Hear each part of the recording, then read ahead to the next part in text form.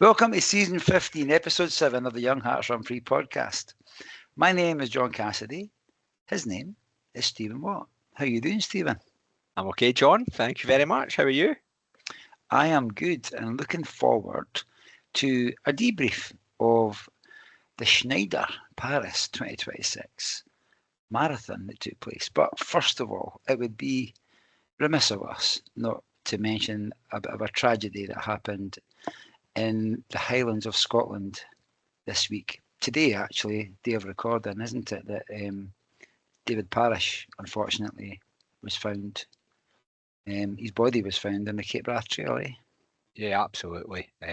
Tragic news emerging, and we're not quite sure of the detail around it all yet. But David was a well-known ultra runner, and indeed had took part and won the Cape Wrath Trail in 2023, and he was looking to do a unsupported FKT on it, and that's when things have went awry, and that news is broken today that his body was found, and we just know that kind of news will have a effect on us all in different ways, and in the bigger running community in general as well. I'm sure details will emerge in due course, but just really wanted to acknowledge it, and our heart goes out to his family and friends. It'll be such a difficult time, and he was out there doing something that he loved, and he was really successful at as well. Yeah, and seeing social media today, he was wasn't he a well-kent face to me, if I'm honest, but he was a well-kent face to the people who've been posting on social media. Some lovely stuff being shared, and he seems to have been a lovely guy, nice person to be around, very supportive as well. I think actually he was doing the sort of support, the volunteering in the last Cape Wrath Ultra, but not telling anybody that he'd won it before. He's just that sort of humble kind of guy. So I'm sure he'll be dearly missed and sorely missed by the whole running community. He was doing it to raise funds for Mountain Rescue, and I think that Just Giving page is still open, so we can maybe post that link in the show notes, and people can contribute to David's memory if they wish to do so. But yeah, a very, very sad loss. There's no easy way to transition from such a sad subject matter into this week's episode, but that's just what I'm going to try and do. So I've prepared a short intro. Last weekend, nearly 60,000 runners from over 145 nationalities took to the streets of Paris for one of the world's biggest and most spectacular marathons, the Schneider 2026 Paris Marathon. Runners launched straight down the Champs-Élysées under the Arc de Triomphe, racing past landmarks like the Louvre, Notre Dame, and the Eiffel Tower in a single 26.2 mile, or, if it's your fancy, 42-kilometre tour of the city. With live music lining the route, and even a special metro set up to get supporters from area to cheer spots, the entire city turned into a festival of running. Join us as we look back on the magic, the challenge, and the unforgettable stories, I am sure, of the 2026 Paris Marathon during a chat with your very own Stephen Watt, co-host of Young Hearts Run Free. Bonjour, Stevie boy. Bonjour, Monsieur Cassidy. See. So, See. we multilingual. We have a rake of questions that we're going to cover. Yep. Some of them will probably be quick fire. Some of them might be quite lengthy, but we'll do it in our own inimitable style. When was your ire lit to take part in the Paris Marathon? My ire was lit last April.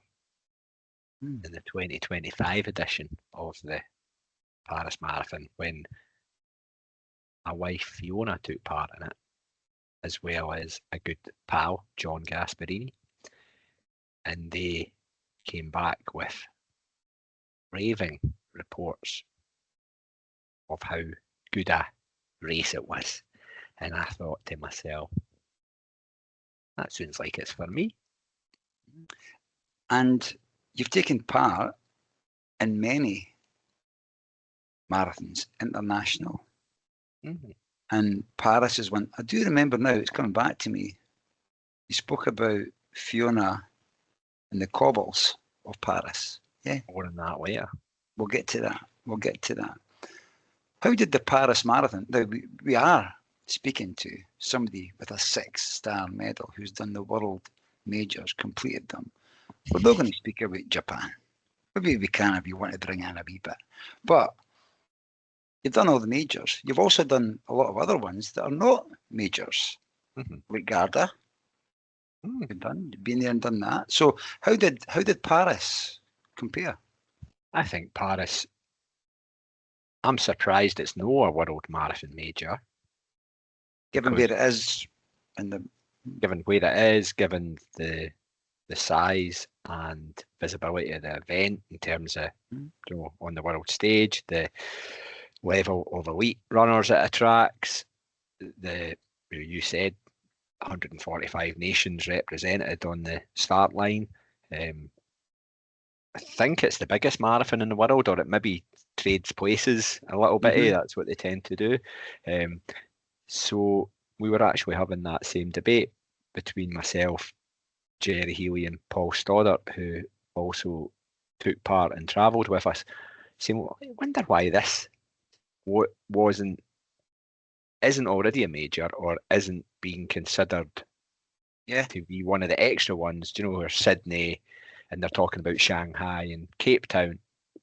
Is it because there's one in London and one in Berlin, and that's enough for Europe? Thank you very much. Although there's 3 in America, but so there's maybe reasons for it. There's maybe commercial reasons. Who knows? But it certainly sits shoulder to shoulder in terms of an event, an organisation, a city embracing it.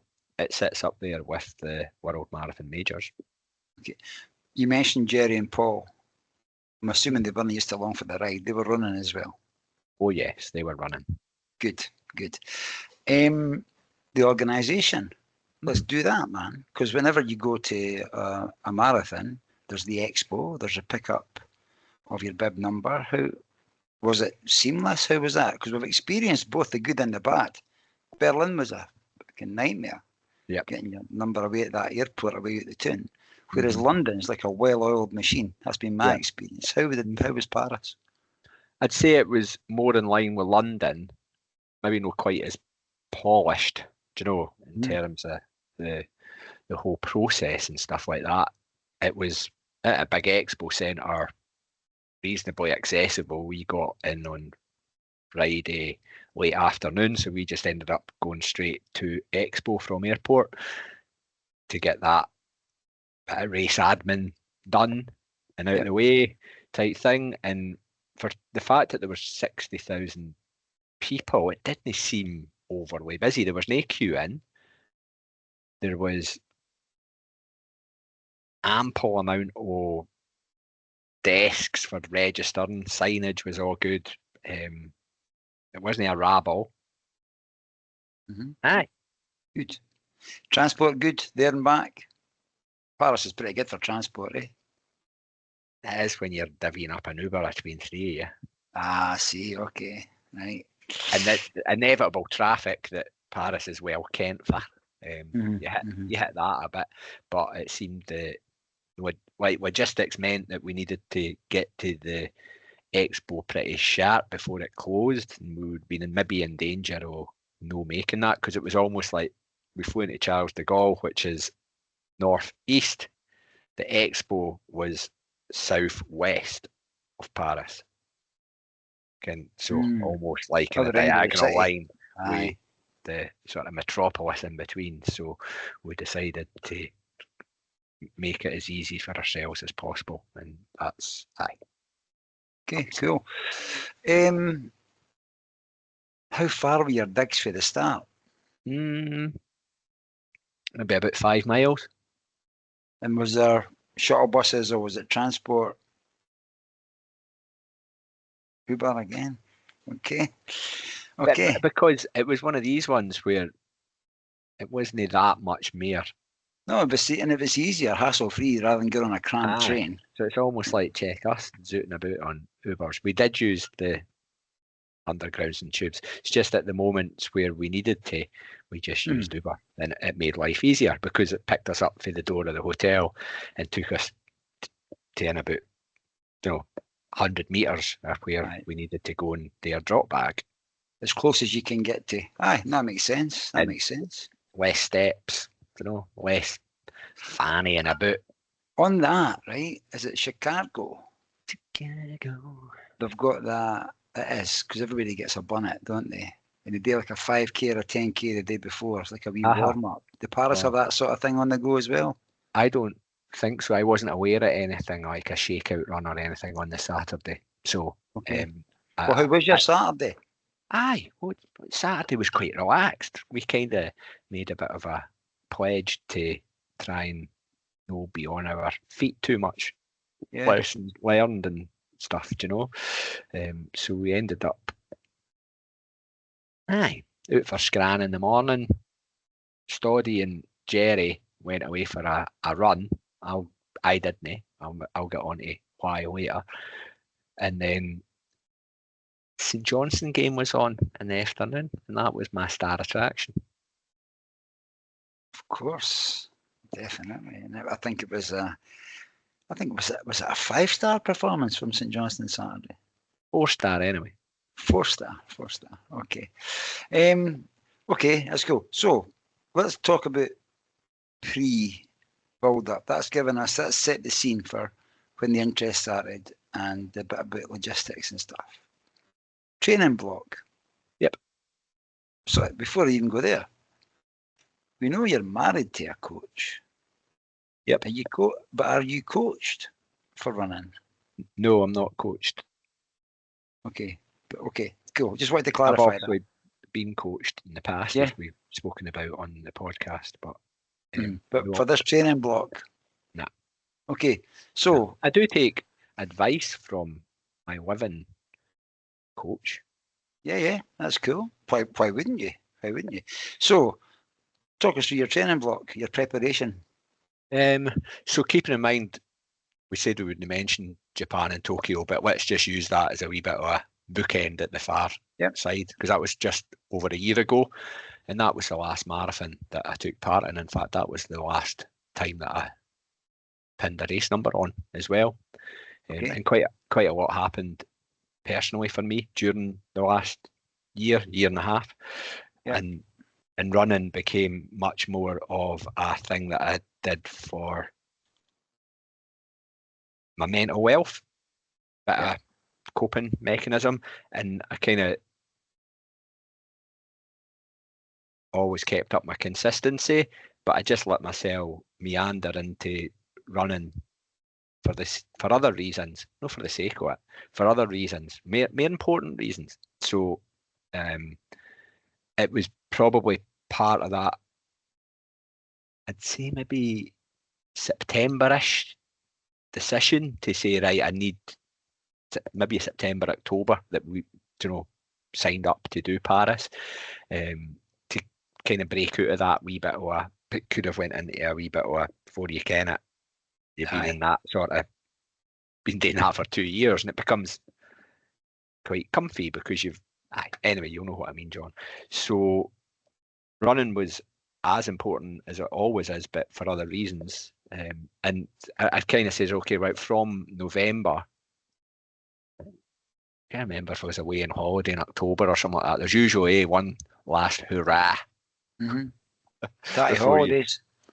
Before you knuckle down a little bit. But I thought to myself, if I get myself back into the groove, a regular sort of routine with my running and getting tempo sessions in and a hill session in, etc., by the end of the calendar year, and kind of get up to being sort of half marathon, 13, 15 miles or so for my long run. Get to that stage by the 1st of January, and then just kick on for there, because it was like, I want to say 13, 14 weeks. Mm-hmm. Yeah. Yeah. So That's good. That's what I done. Training block. Good training block in And length. what I did was I adapted it. I usually, in previous training blocks, I've ran 6 days out of 7. This time I felt to myself, let's try doing 5 days out of 7 and give myself an extra rest day, because I just had a feeling during Tokyo that, I was quite fatigued during my longer runs and such. So, yeah. And you've got a regular running week. You've got a regular thing that you do, and going by what I seen on Strava, you were doing your Thursday night with the boys. Yeah. That's the thing you do. I know you were going out with Franco and GR on a Monday. I don't know who else was involved. That's the names I remember. That was part of the sort of like late 25 kickstart. And you were doing, because I dropped that for when my marathon training block proper started. Yeah. And then you were doing your long runs on a Saturday morning when it seemed to suit. That's when lifestyle and everything else suited you to do that. And you could also meet up with Stoddy. On occasion, well. Yeah. That always helps as well. But yeah, that was the window of opportunity, was a Saturday morning that fitted in with work-life balance. Yeah, work-life balance. Let's talk about that. What kind of impact, what adjustments did you have to make? Or was that it? You chose the times that worked for you? Yeah, so run Monday, run Tuesday, rest Wednesday, run Thursday, rest Friday, long run Saturday morning, recovery run Sunday. Right. And how did it go? That taking it, bring it back to 5 days rather than 6. Yeah. Beneficial. But yeah, definitely. And it was, I suppose, I would have normally ran on the Wednesday. Yeah. Stretchy stuff, strength and conditioning. I'd like to sit here, John, and say absolutely, but I'd be a liar. I didn't realise I was away and entered confession. That's okay. You're in a safe space. You're fine. So, was it more than you've done in the Japan training block, strength and conditioning, stretching? More than 0. Well, 1 is greater than 0, Stevie boy. It was maybe marginally better. Okay. So, we're all a work in progress. So we'll in the build up, yeah. And in the build up, the Paris Marathon was last weekend. So let's say February, March. How are you feeling? Feeling getting progressively stronger on my long runs. That was probably my main barometer, because for some reason, and it wasn't anything particularly that I can pinpoint, but it was maybe just the way that it landed after how life was going. I couldn't seem to really enjoy a run over half marathon distance. Right? Say more about that. What happened at half marathon? Just felt gubbed and just felt like. But this is when I'm talking about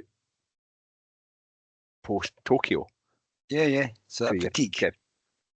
I didn't care if it was fatigue, I didn't care if it was mind or whatever. But May, June, August, I was like, God, man! Every time I go like 12 miles odd, I start knackered.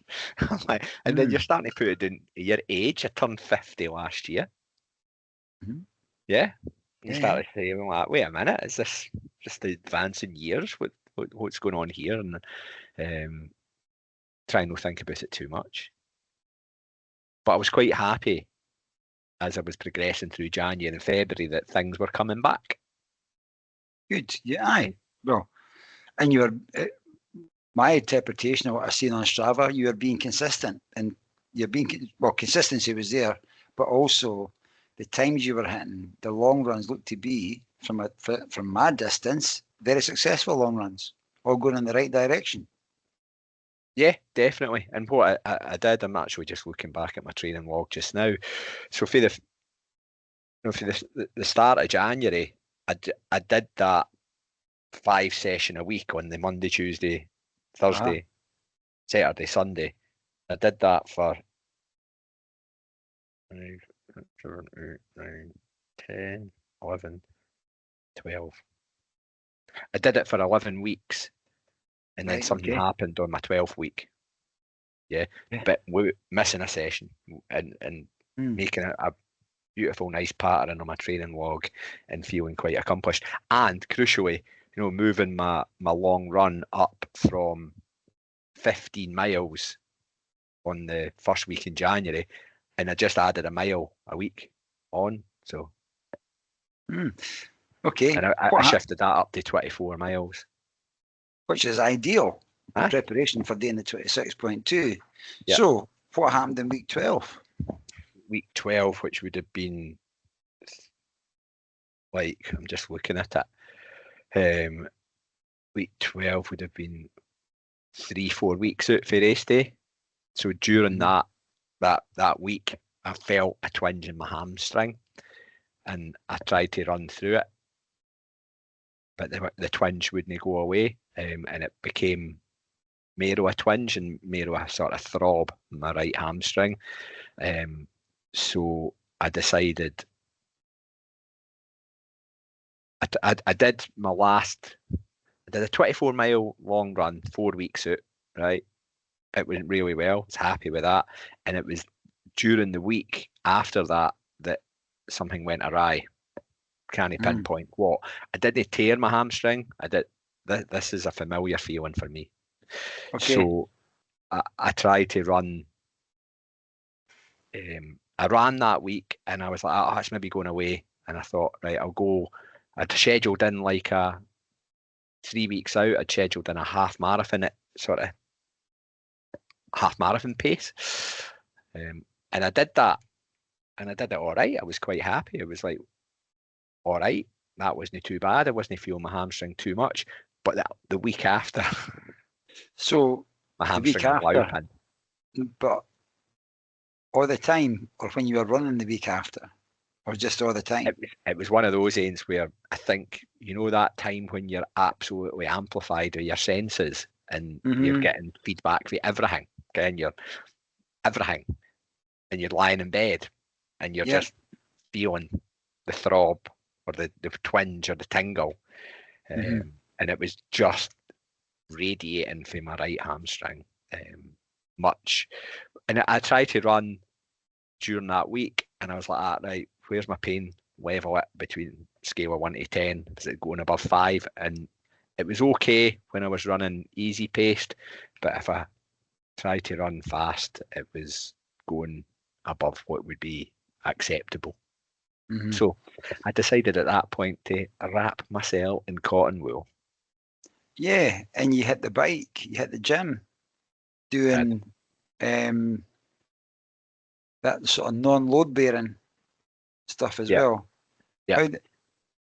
Through all that, because you were committed to go to Paris. Yeah. Through all that, how was your head? You probably feel a bit flat, don't you? And there's a few folks said to me, "You all right?" Maybe even you, because you're kind of processing it, and you're kind of making adjustments to what your expectations are. Yeah, and because your training block has went so well, let's be honest, we're dealing with you're dealing at that point. You're dealing with a disappointment because everything's went well, and you had an idea in your head what you'd like to do. We sometimes dream a wee bit that we'll do a wee bit better than we're actually hoping to do. Yeah. And when that sort of whisked away for you, nothing you can do about it. But you definitely made the sensible decision to do the gym and the bike and keep moving. What else did you do? I did. So I try to replicate a long run 3 weeks out, because that's a crucial long run. For me, it's a crucial one. The 3 week. No, the 2 week out one. Sorry. So my 3 week out one, I did a half marathon and I was okay, but the aftermath of it wasn't okay. So 2 weeks out, I was like, oh God, this would be my last long confidence building training run, where you start really feeling the accumulation of your 12 weeks consistency. And I was now wanting to risk it to go and run on it. So I hadn't been on the bike for some time. So I decided to have a wee bit of a turbo session on the bike out in the garage for 3 hours. And after not being on a bike for 18 months. And then you've got to go and sit down somewhere after that. That's not a good Horrible. Horrible. I was trying to maintain a feeling of fitness in my head. And I did my 3 hours, and I can laugh. We can laugh about this, because I'd had my iPad on, I was watching Netflix whilst I was on the bike, and just to try and distract myself from the tedium. And I'm a right in for watching like true crime stuff, kind of Netflix documentaries. And I settled on the Fred and Rose West, dramatisation. That's a distraction, aye. It's a distraction, all right. But at the end of it, I felt I got more joy out of watching this documentary than I did out the cycling part. That's all right. Well, it's a well-made drama. Yeah. It's a well-made drama. I recommend it actually as well. You forget how things panned out in the early 90s with Fred and Rose. So I recommend it if you're into that sort of thing. TV segment. We've got a TV series segment coming up. You also alluded when we spoke with Franco about cold plunges, about physio. Speak a wee bit about that. Did that help? Yeah, I got a few rubs on it, and it did help. It helped give me a wee bit of confidence that I wasn't too injured. That there was, and you contemplate if your mind's playing tricks on you, and folks say, if that was me, I was speaking to you, you'd call it maranoia, things like that, and I'm like, I know, but I did my first marathon 20 years ago. Like, I kind of you can in your heart of hearts that it's no just maranoia. I wish it was just maranoia. Yeah, but the people saying that, if they were saying that to you, is they can't feel what you're feeling, the sensation. They can't feel that, and we all do get bits of maranoia. We've had absolutely, and plus they're saying it to you to try and keep you positive. To try and sort of say, that it's nothing, you'll be all right, type thing. So I didn't run for the 3 weeks before the marathon. I didn't run a single step. Okay, so traveling to Paris with Paul and Jerry, what's in your head? What's your expectations of the run on the Sunday? Probably different to what they had been 3 weeks before that. Yeah. Because I was feeling pretty decent. I was noticing that my tempo sessions were a little bit back. Didn't compare yourself against your former self, Stephen.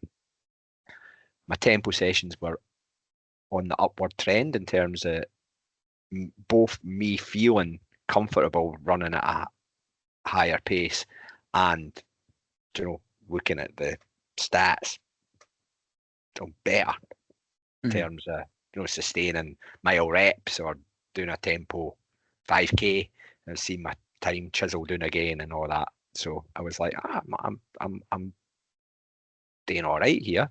And that 24-mile long run that I did 4 weeks out, I was like, the last few miles I felt all right.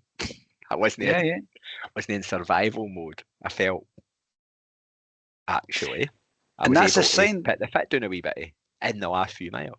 and that's a sign of a good steady training block when you feel like that 3-4 weeks before a marathon.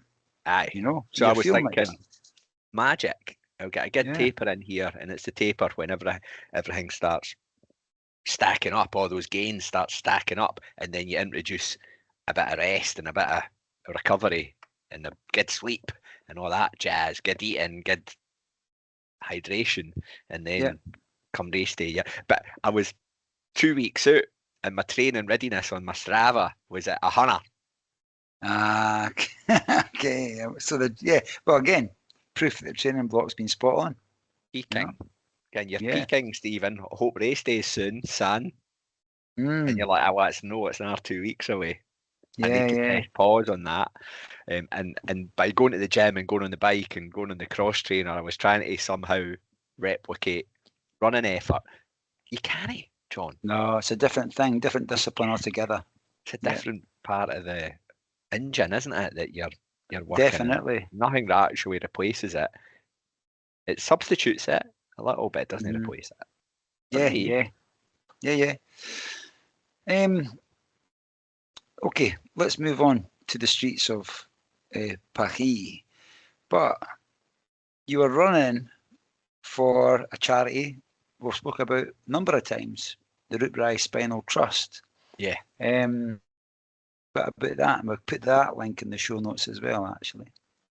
yeah. John and I have had the pleasure of running for Rupri Spinal Trust before. On multiple occasions actually, Mm. and this is a charity that is focused on people who have acquired spinal injuries rather than they were born with spinal injuries. So they've maybe been in an accident and it's meant that they've lost the being unable to walk because of it, and the huge impact that that has on their life, on their loved ones, on their health, and it helps people who have unfortunately got in that situation to access physio and improve their quality of life, Yeah, etc. Fantastic charity, I must say. The people are just magical, really are. And if you're ever lucky to be in their company, John, you'll know what I mean. You'll understand why yeah, the endeavour they put into it and how they face life themselves, given the circumstances, is inspirational. yeah. Very, very humbling people, brilliant human beings. Inspirational is definitely what it is, and they make you feel like you're the star of the show. You know, certainly that was my experience. Absolutely fantastic people. And can I just say, during me when I was, because I went through that wee moping stage when I was going, sake, all this consistency and going out and pissing rain and middle of January and sleet and snow and becking hamstrings bubbling away. And then I move away from that and I think to say, whoa, wait a minute here, Stevie boy. Think about who you're doing it for. Yeah, And why you're doing it and how much me put into perspective. I've got a wee grumbly hamstring. yeah, yeah. See what I'm saying? It's a good leveler. Yeah, definitely, So that definitely. helped a lot. And they're good communication and get you G'd up and stuff like that. So yeah, and Jerry and Paul were also running for RS Trust. So the three of us were raising money for RS Trust. We were able to take some of your donations that you made through the sale of the World Cup Buffs and put a chunk of that to the Rue Prize Spinal Trust. If you missed out on that and you still want to throw in a penny or two, a Just Giving site's still open and we'll put it up in the show notes. Yeah, definitely. So expectations have changed because of the hamstring. Well, I tried not to change them, but I yeah, yeah. probably got But deep down. in the start line, in that corral, Mhm. at the start, how were you feeling? What were you thinking before the Yeah. start goes? Well, I hadn't run for 3 weeks, Mhm. and I felt that my hamstring was almost improving every day. Yeah. To the point, and you're distracted because you're traveling and you're catching up with pals, and you're not quite as tuned in to the thing that you've maybe been lying in bed going, I can still feel that. And you wake up in the morning and you go, I'm still going to feel it. Fuck, I still feel it. Mm. Okay, so maybe that. And I was like, no, I'm actually, I think it's feeling all right. So I was hoping, of course, the main thing was that I would get ruined, yeah, Yep. by hook or crook, in whatever time it took. Yep. Being prepared to do what I needed to do to get to the finish line. I wasn't going to go and participate and get to the finish line, partly because of the charity thing, but also I think partly just because I'm me. I don't want to tap out or anything like that. So, but I was standing in the starting corral, yeah, thinking, what is going to happen in this first mile when I run my first mile for 3 weeks? Yeah, yeah. So a bit Did that? anxious. Oh, I was going to say, how did it feel? Were you excited? Were you anxious? But you said you were feeling a wee bit anxious. You get caught up, don't you? You get caught up, and there's race Yeah, adrenaline, and it's a big stage. It's the cup final or whatever you want to call it, and that kind of, for me, almost puts me into like a bit of an out of body experience. You're almost just like pressing play and almost watching it unfold. yeah, And yeah. and I think that kind of masks it a little bit, and you're thinking, everybody around me, I bet there's 90% of them got a wee niggle. Oh, definitely. They've all put the training. You'd assume they've all put the No? training block And in. you see somebody else and they've got the K tape up, and I'm like that. Oh, they've done the same as me the last 3 weeks. They've not ran either. Do you know? So you're kind of looking for Mm. similar. I've got a wee side question. Was it in Yeah, Japan? Was it in Japan the boy peed in the bag, or was that America? no, that was Japan. The Swedish boy peed in the Aye. bag whilst I peed in a flower pot. Was there plenty of toilets in Paris? Absolutely stunning. Brilliant. That's good. Honestly, the toilet provision was. So if there was an award for top toilet provision at a world big city marathon, for me, Paris would come out There you go. tops. Well, I was going to ask what your highlights are, but this is going to be hard to top. Can I have a wee side note about the toilets? Of Yeah. course, this is So the detail that matters. there was an array of cubicles, again the cubicle ones, and then there Mm-hmm. was the wee pishers, the urinals that Yeah, you can just jump onto in the middle of the street, kind of yeah. type thing. I went into the cubicle one. There was no queue, right? Battered in, and then the usual setup difference. There was a a box to your right, like built into the unit type thing, and it had like a plastic pint cup in it and a big whack of sawdust. Okay. Okay. Continue. And I was like scratching my head a wee bit. I'm like, what's that for wiping your air swears? What's going on here? Is this some or is it replace a B-day or something like that? And then then there was a sign up on the wall with a pictorial guide as to what you were to do. And basically what you were to do is take a scoop of it in the pint glass and lash it down. To soak up whatever's come out. Aye. Yeah, God. Luckily, I was in an early starting corral, so the toilets weren't at that sort of Mm. ridiculous stage that they would have not likely got to. However, there was about 15 cubicles, and I walked. It was actually on the Arc de Triomphe roundabout. It was Oh kind of yeah. basically there, but there was a wee team of toilet attendants were behind it, and they had like a wee station, and they were they were constantly servicing the toilets at all these toilets. Right. So they were replenishing the sawdust as people. It sounds a wee Aye, bit like the Perth they were. pubs and a peace bagger on a Friday night. The sawdust and all that. So But there you go. That is, brilliant, if that's your thing, sign up for Paris, because you'll get a pish nae bother. brilliant insight. Because you've been there, you're gagging for a pee, and the Wow. queues will enter a street for toilets and Oh, stuff. it's horrible. Horrible feeling. Brilliant. So the first Well done, mile, Paris. back to that. How was the first mile? First mile, John, down the Champs-Élysées. Exactly. But so I went downhill. I wasn't quite sure of the route. Downhill. Yeah, so the Arc de Triomphe's behind you, Aye. and you're zooting down the Champs-Élysées. Brilliant. Brilliant. It's a magnificent city. And it was cool, crisp, partly cloudy, and no wind.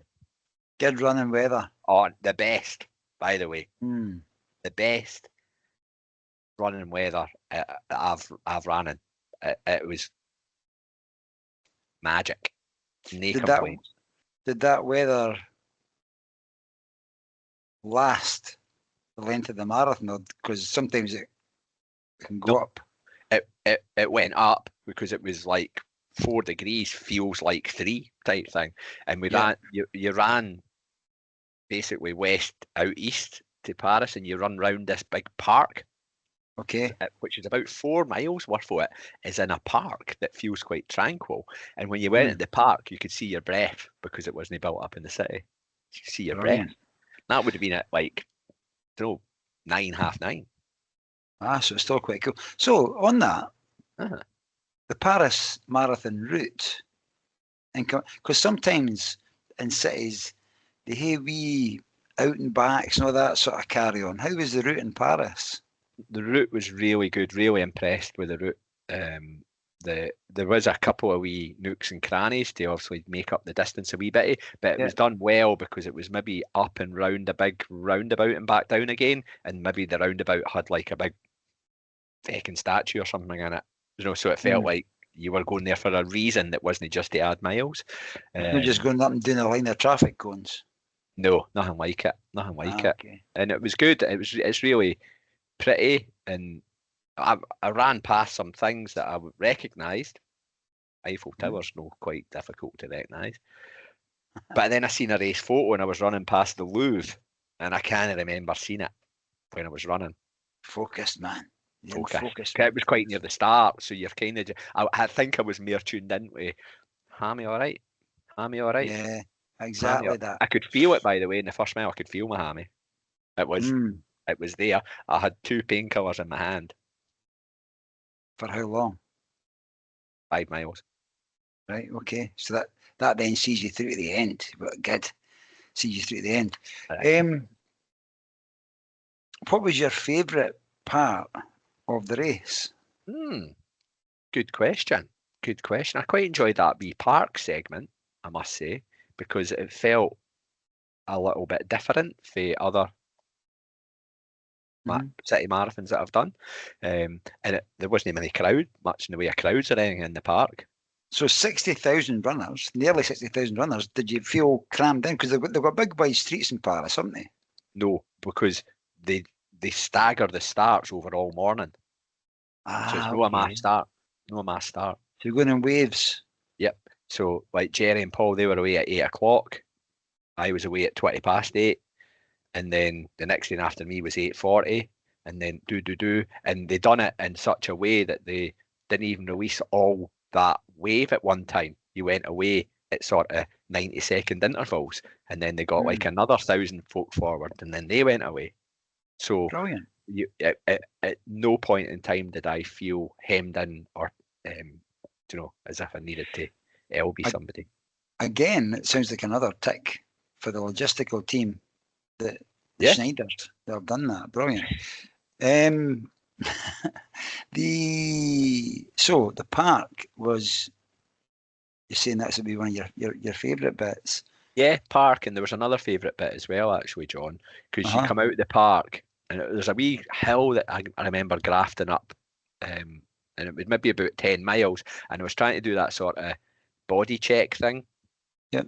especially going, right, how's my hamstring? I'm like, I can maybe feel it, but it's no getting any worse, and it's no screaming at me to say stop or anything like that. It's all right, and I was tooting along at a reasonable enough pace. Like I was trying to go at around about 7:30s, and kind of hold it.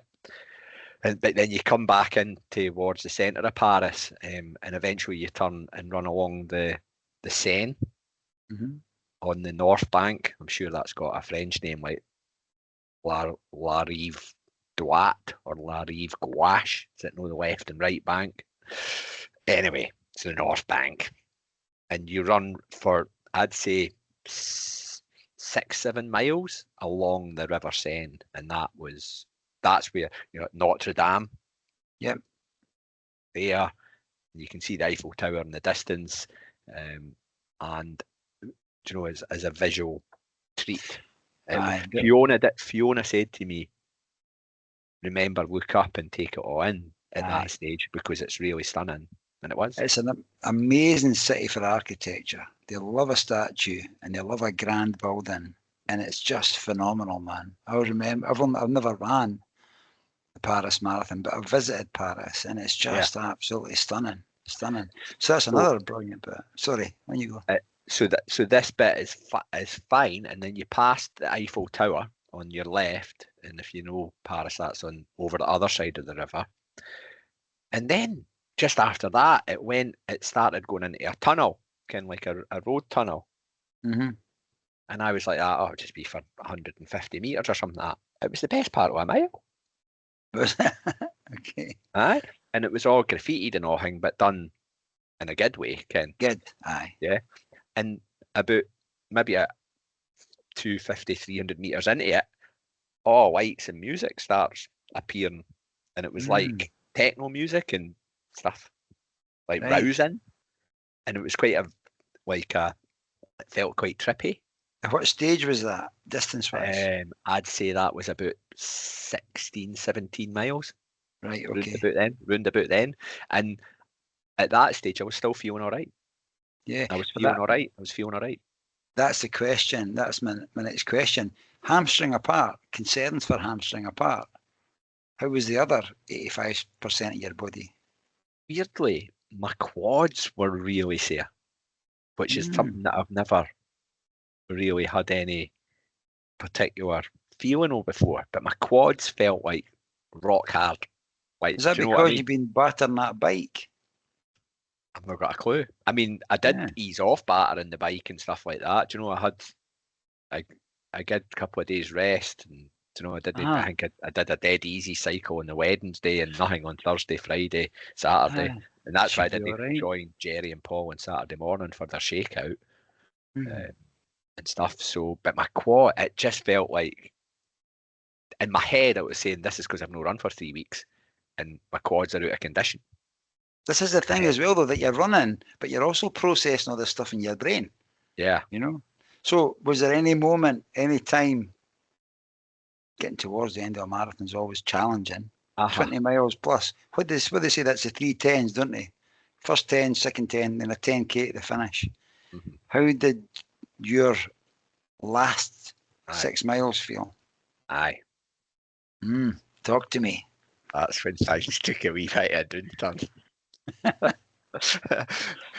So that section that I just talked about through that long tunnel, which was really quite cool, although I was quite glad to get out of it as well and back into seeing people, because there was a couple of sections along the Seine where the crowd really encroached, and it was almost like only enough for 2 runners to run through, because the crowd were on top of you. Really cool. Really liked that, by the way. It was like almost distracted you for other things. But then you kind of get back into running along the Seine for miles 18, 19. And there's a section at miles 18 and 19 up to miles 20 where there's bridges over the river, and to get you're almost on what would be the towpath of the river, right by it. And to get under the bridges, there's a down ramp. It goes along a bit and then an up ramp, right? And I think there's 3, maybe 4, but definitely 3 of these, and they come in quite quick succession. Here on the ups coming out of them, I was like, oh shit, who are you? My quads were going bubbling. Oh, come on, pal. And like, I was like conscious that folk were well overtaking me on these uphills. Now, they were maybe 100 metres, 150 metres long, and under normal circumstances, you wouldn't even blink at them, you know. But when you'd been whacking the tarmac for, 20 miles, and I remember going up one of them, and I felt a wee, maybe more than just a wee reminder about my hamstring. I'm numbing as well, and I'm like, oh, feck, there is my hamstring now cramping. Have I taken enough salts? Have I got enough electrolytes in me? Because I felt my hamstring kind of going into a familiar spasm. knot. Yeah, which has happened before. And I'm like, and I was really conscious that I was taking on my gel. So I had 6 Precision Hydration 30-gram gels.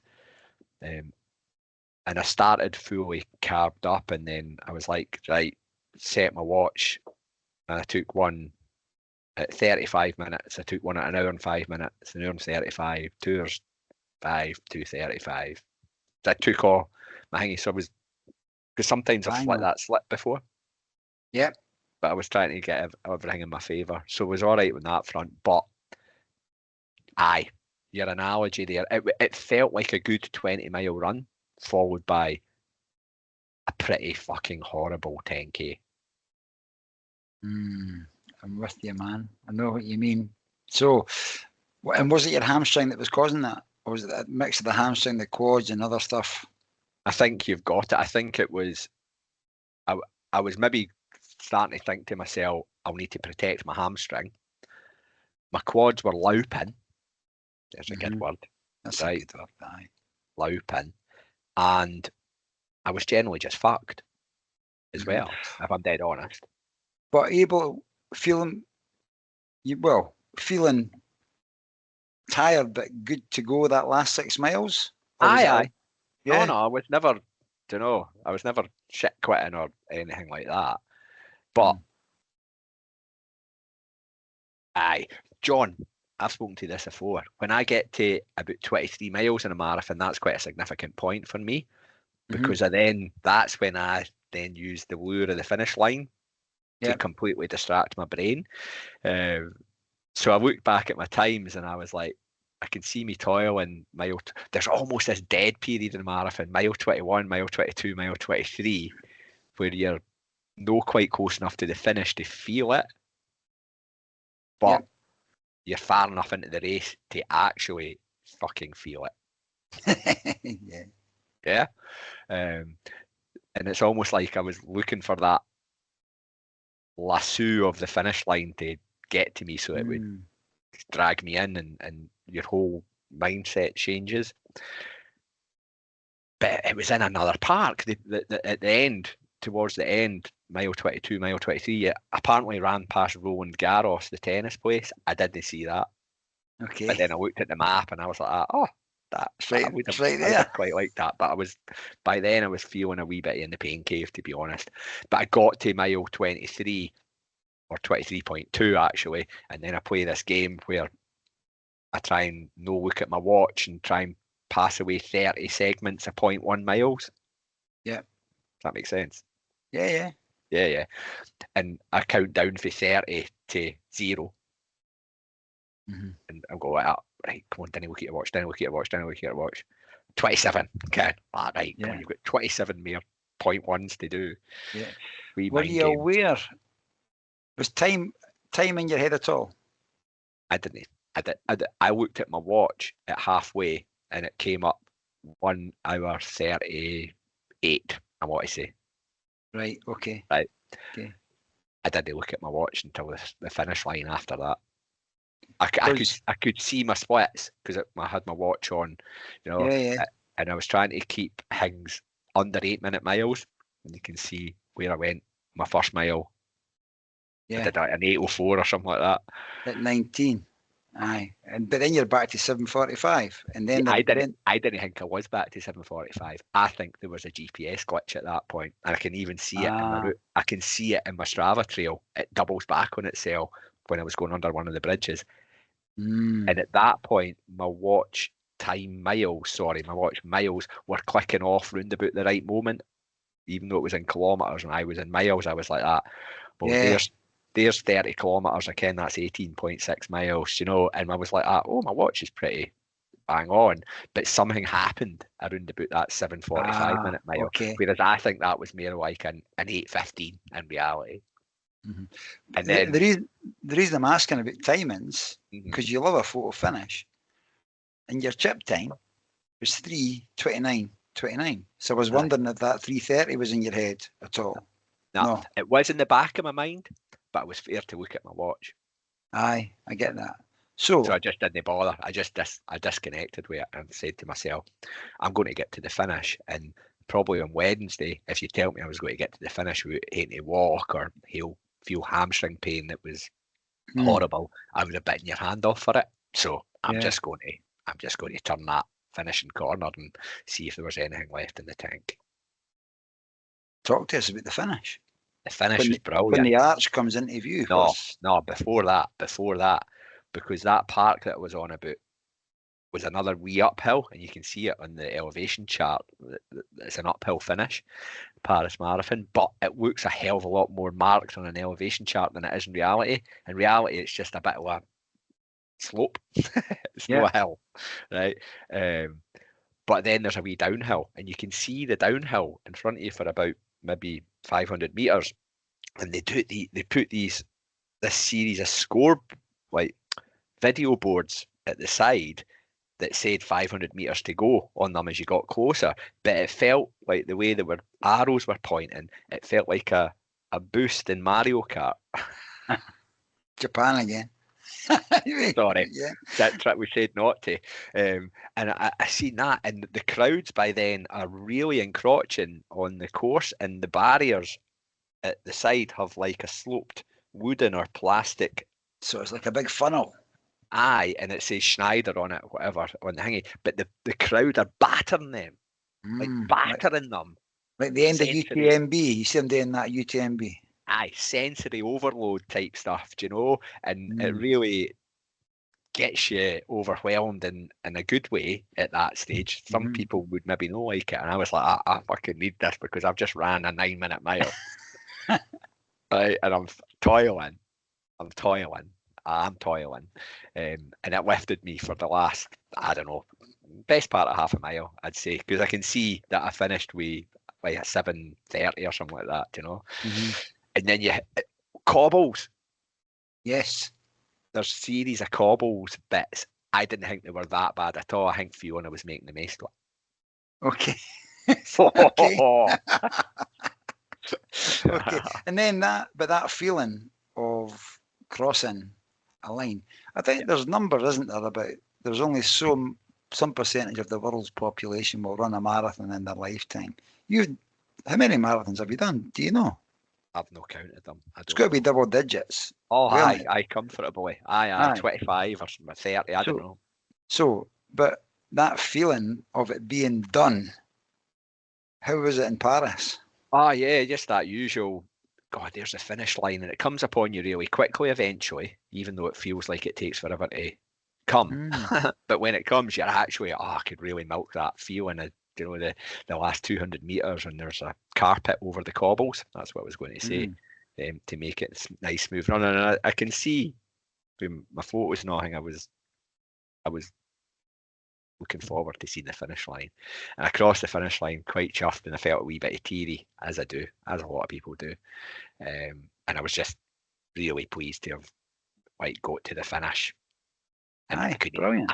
I was like that to myself. I wonder what my time is. And I looked at my watch. It was like 3:29:30 something, because and I was like, oh, that's good. I got under 3:30. I'll take that. Because a lot of people who are marathon runners, they want to go. Well, they'll start off. Who knows? It's different for everybody. But to go sub-4 is quite a thing. You know. Absolutely. And you know, people will message me and say, It's great, and it's important because I think 3 weeks before I was looking at a wee bit better than that. Mm. Do you know, and I was feeling a wee bit better than that. But with that emotion and that feeling within you, to still finish at 3:29, that's pretty damn good to do that. So it's something to be really proud of. And I'm certainly really proud of you, and I'm sure your family are too. And you should be proud of yourself, because it's a massive thing to shift, not just physically, but the emotional side, the mental side. So close, and to get that done. So that's brilliant. How did your running buddies get on? Absolutely stunning. Smashed it, crushed it, whatever you want to say. Mm-hmm. Jerry, who's been working his ass off and doing everything that he can in terms of, you know, enduring the tough runs, etc. I think he did the Meadows Marathon a few weeks back as a training run as well, which I think has served him well. And he was looking to dip under 3 hours again after a couple of disappointments last year, and he got 2:58. So brilliant. Every run's a from you're running a 2:58 marathon. Brilliant. Well done. Congratulations. What about Stoddy? He's a case. He's a case. He wasn't really feeling it in the morning of the race, saying, how could we get out of this? Could we? And I was suggesting maybe we all just say we slept in. Just all slept in, and we could just go to the boozer, just watch it.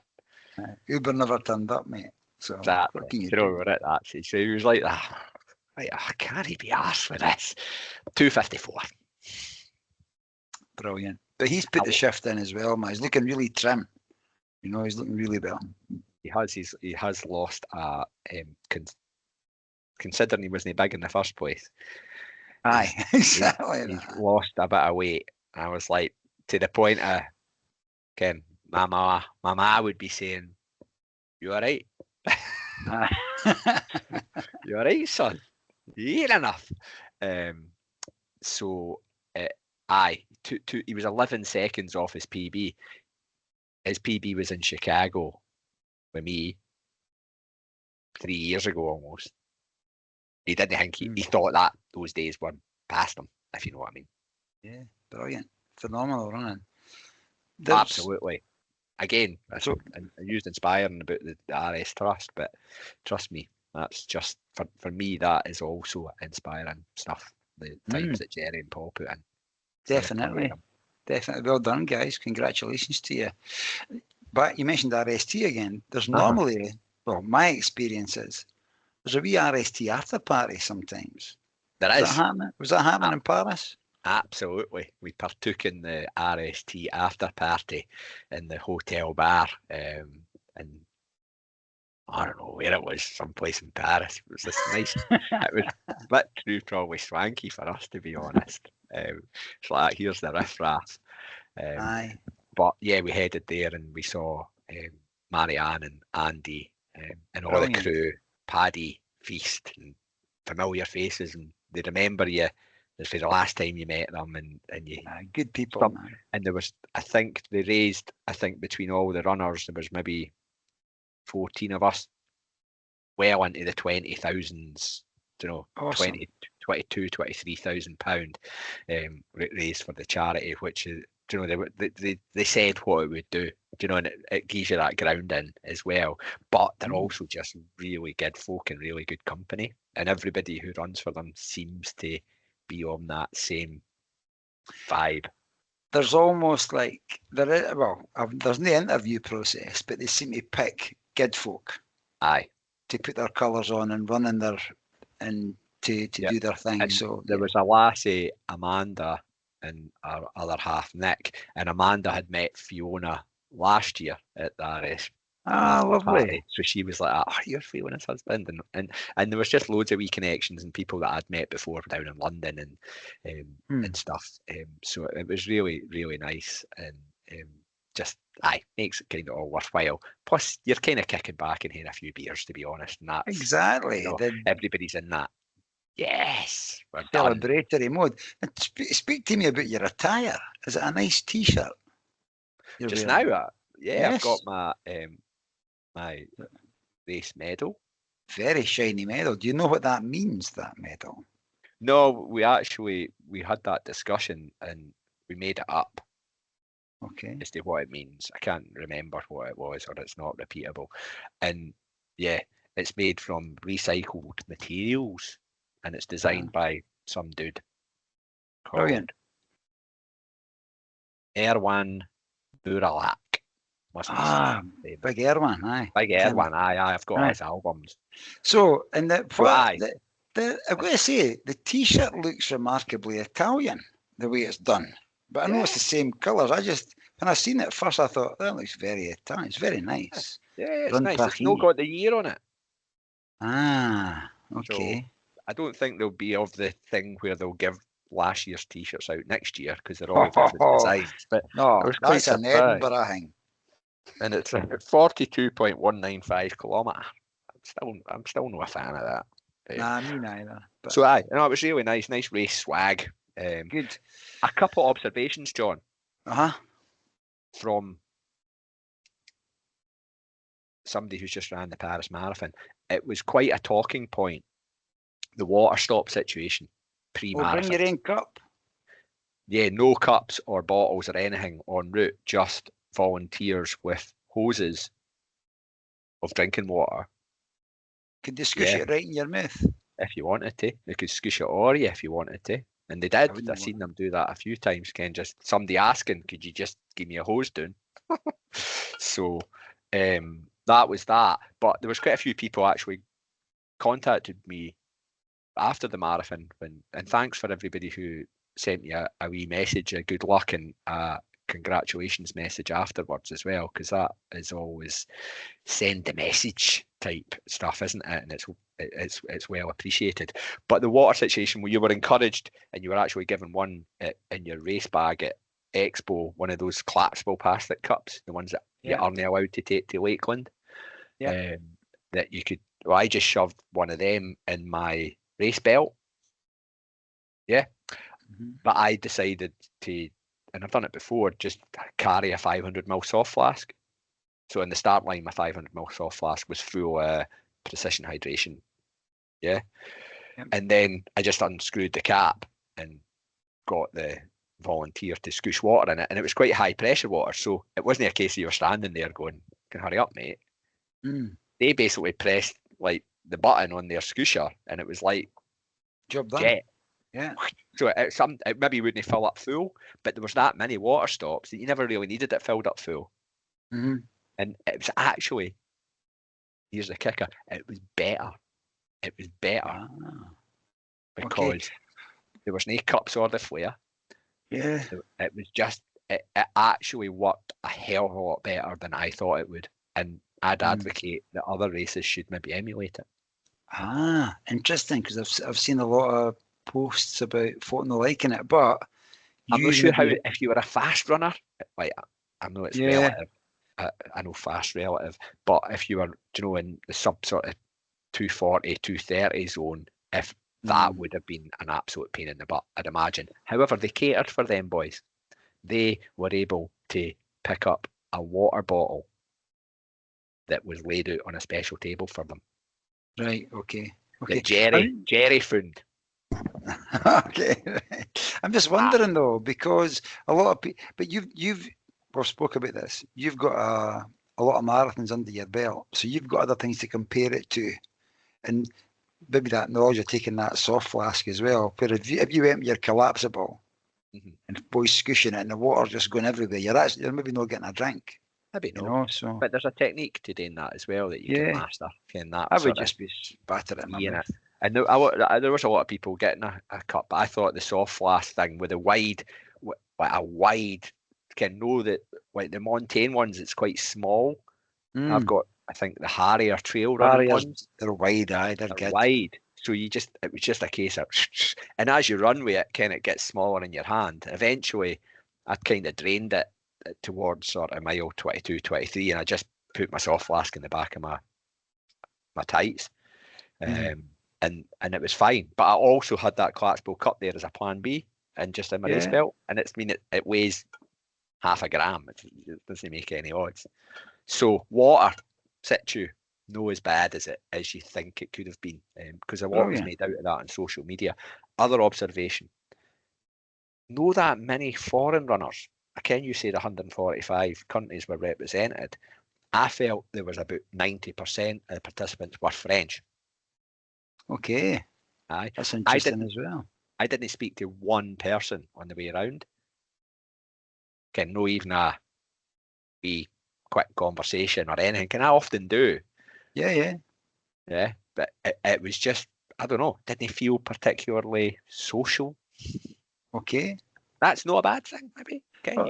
Allows you to focus on your run. Aye, but it was just one of them. I didn't see that many other. Sure, there was plenty of folk for UK over because it's quite easy, but it seemed predominantly locals, French folk. All right, that's no a criticism at all. However, there's a couple of cultural differences. Okay, say more. I noticed more so than ever that any other marathon that I've ever ran, non-marathon runners running alongside folk to support run them. Support as in cheer them, just no, run with them. With a bib on, or they're just no part of the race. Like picking them up at 10 miles and running 5 miles with them. I've never heard of that ever before. And I noticed it, and there was also a time where I noticed it, and it was a lad who kind of, you see one of these guys who you seem to pass a few times, and it must have been about mile 8 or 9. His girlfriend starts running with him with jeans on and trainers. She ran with him for like 2 miles, all excited and all hang. I'm like, get the fuck. So I'm like, get off the course. Do you know what I mean? That was something that wouldn't happen in London. No way. It would be outlawed. You wouldn't be able to, do you know, so it was just a weird thing that I thought. And when I was running through the park, I was conscious of guys almost waiting on people. Almost like waiting on their people. And it's almost like, right, you ready? Here's a gel, here's that. I'm going to run 3 miles with you. I'm going to do 10 miles with you. Aye. I do agree with that. I do agree that's right. Folk doing the same, but on bikes. Oh, no, you can't be doing that, man. Line bikes and all, ken the ones you Aye. I'm just imagining that. Imagining somebody try to do that in London. They would just, the runner could get disqualified for doing that, man. I know. They'd be huckled. Huckled is another good word. Yeah, and the thing I noticed a post on social media, and I know a Paris Marathon account, but it was a team of security, and I didn't notice it at the time. It was Paul who'd mentioned it to us. There was this team of security 400 metres for the finishing arch, taking people out who were running with bibs on. Oh, really? Yep. Taking people out. Almost like rugby tackling them. Van. Like, do you know, some of them were just would put their hands up because there was video footage of it. We just put their hands up and go, aye, neighbour. But if they'd probably got allowed to cross the finish line, they would have picked up a medal. And aye, no bib on. It was just, I think, maybe just a bit of a cultural thing. Brilliant. Great insights. So thank you very much for your observations and for sharing them. That's all right. But there you go. If any of the listeners were in Paris running at the same time as Stephen, Paul, and Jerry, and you noticed anything, give us a message. Let us know. I know. There is a few weirdness, but line bikes tooting about the course was a first. How was your shin? What were you wearing? Got to ask you. That's okay. So I trained a lot in New Balance Fuel Cell Elite Pro or something like that. I think it was a new schwank for me. First time I'd moved off the Nikes for my schwanks because I'm enjoying the Vaporfly 4s, which is the current iteration of the Vaporfly, but their longevity and their sole is sadly lacking. And I've had to send a few pairs back because they've given up the ghost after like far too few miles. Mm. And I think there's an inherent fault with them on the back right grip tread that flicks. Maybe it's my running style, but I've seen other people speak about it online as well. It maybe just flicks the ground on landing and it just tears the sole off. And after a while, it shears off. Mm-hmm. So you can get a claim on that in the warranty. But it's a pain. You don't want that happening, obviously. But I had bought a pair of Vaporfly 4s for race day because I enjoy running them. They're a good trainer. And I'd planned to run in them during my taper to get a feel for them and do a couple of tempos in them. I just wore them box fresh on Sunday morning. Box fresh Vaporfly 4s. Totally fine. Totally cool. And the sole survived intact. I'll probably not survive hell of a lot longer, if I'm honest. What about kit? Socks? Shorts, tap? Standard Stan socks, Star Wars R2D2 numbers, race tights, Ron Hill trail shorts that they've added an extra 2 inches onto the length in the latest iteration, so they're a bit longer. Good. I like them better. Is that the one with the belt? You got storage in the belt? Yeah, kinda. They've got the distinctive thing about them. They've got kind of rubber strips on the front. They're brutal. They like them. Which you're meant to use to give your hands traction when you're doing hill climbs. Do you know that's? Yeah. So those ones. So. Okay. And what vest? I did use a Ron Hill vest also. Their Tech Pro one, which I've actually, for the price of it, been really impressed with. This one, it feels as light as a sore, but a third of the price. Brilliant. So kit was all good. Young Hearts Run Free buff? I had the World Cuppy buff on my left sleeve, and I've also had the green at Glen Park Harriers buff. Which is good material, eh?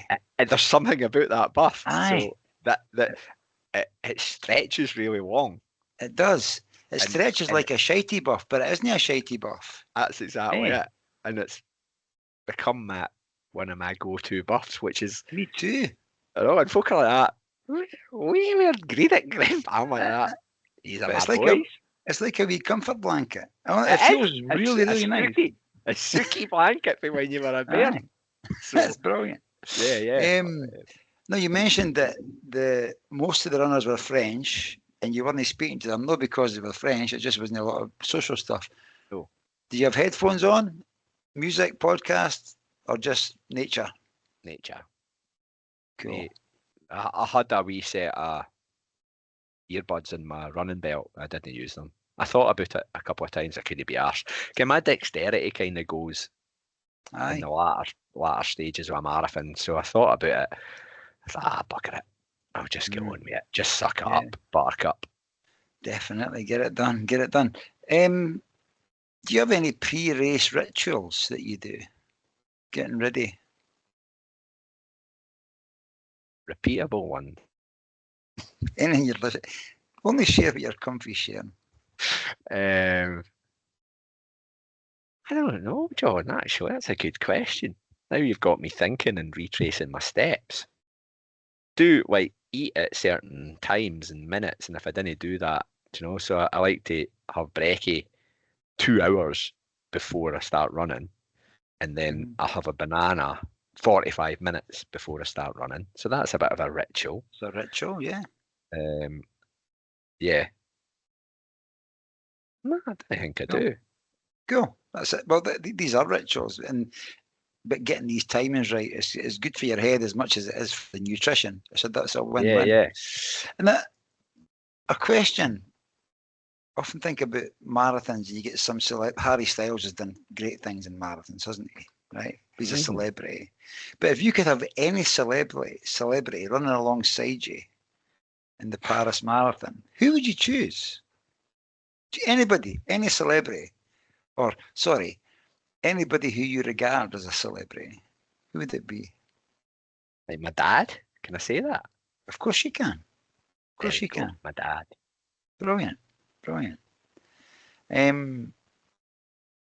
What is the one thing that you wish non-runners, we spoke about non-bib wearers, that's not who I'm referring to, but people who didn't run, people who didn't get their head around why you would run at all, what would you say to them to help them understand the marathon experience?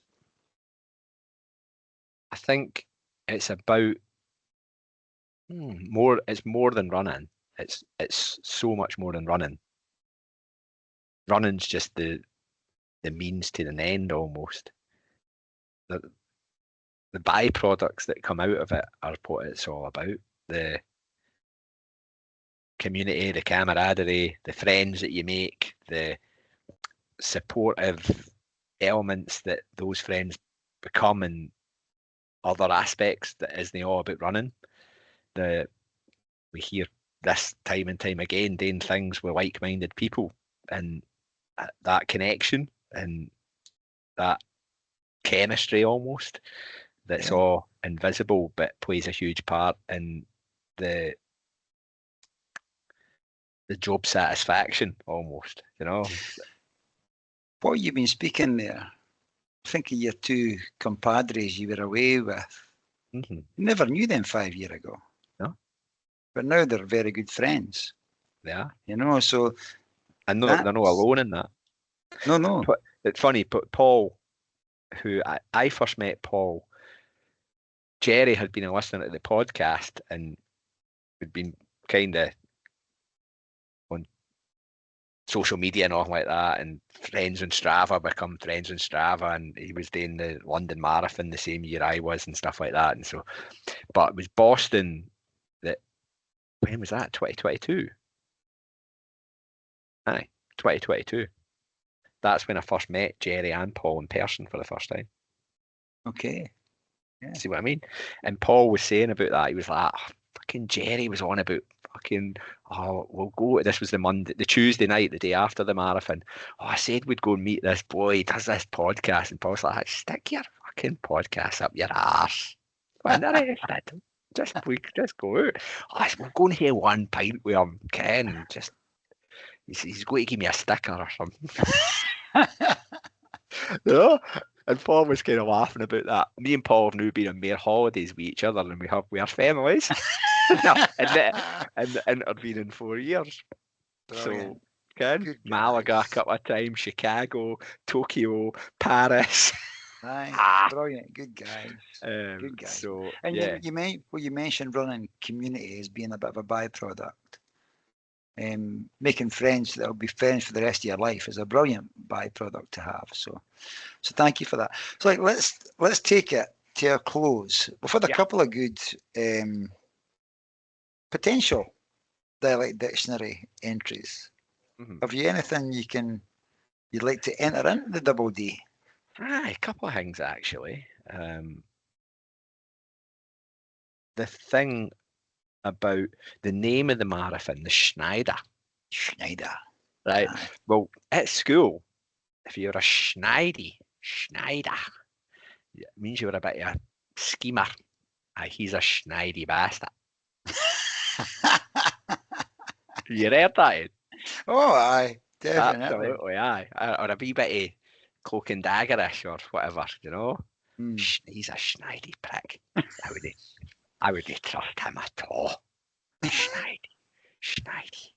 So every time I kind of seen it, I thought of that school term, a Schneider. And to give it context, Schneider. I can name a few folk if you want. No, didn't need to do that. Schneider it's an electrical thing, isn't it? In George Street, outside the bean shop, there's an electrical box, and on it says Schneider. Oh, we hate to go and sticker that box. It's there, man.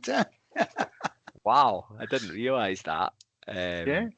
So, yeah, Schneider is my dialect dictionary. And another one is, and it was repeated that many times over the course of the 26.2 miles that I can't refer to it. Allez. It was like the crowd were just... brilliant. Which is go. That was their support thing. Allez, allez, allez, allez, allez, allez, allez, banging the boards. That's what I'm doing there, by the way, John, banging the boards. Yeah, I get it, man. Just in case my arm movement. And that's what they shout for the football and the rugby, isn't it? Allez, Exactly. blue. Yeah. So Allez, la France. yeah. That type And of stuff. So but you're went into singing mode. What tune? What tune would Stevie Boy like to enter into his own playlist? What are you going to share with the listeners? can I have two?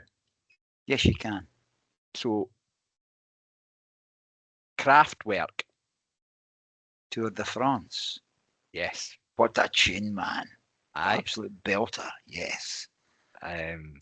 So a bit of that, please. Okay. And the other one is a wee bit more of a guilty pleasure one. What's that? It is the Chainsmokers. The Chainsmokers. Yeah, Paris. You ken it when you hear it. Okay. Any preference to which one plays a suit? Has to be the more hippie one, the hipster one. Your call, man. It's your gig. It's your gig. Brilliant. Okay. Less copyright issues with that. I don't know about that, man. Brilliant. Listen, this has been a brilliant chat. I don't know how long it's been. We're probably about an hour and a half or something. Are we? Something, I don't know. We can't be far off of that.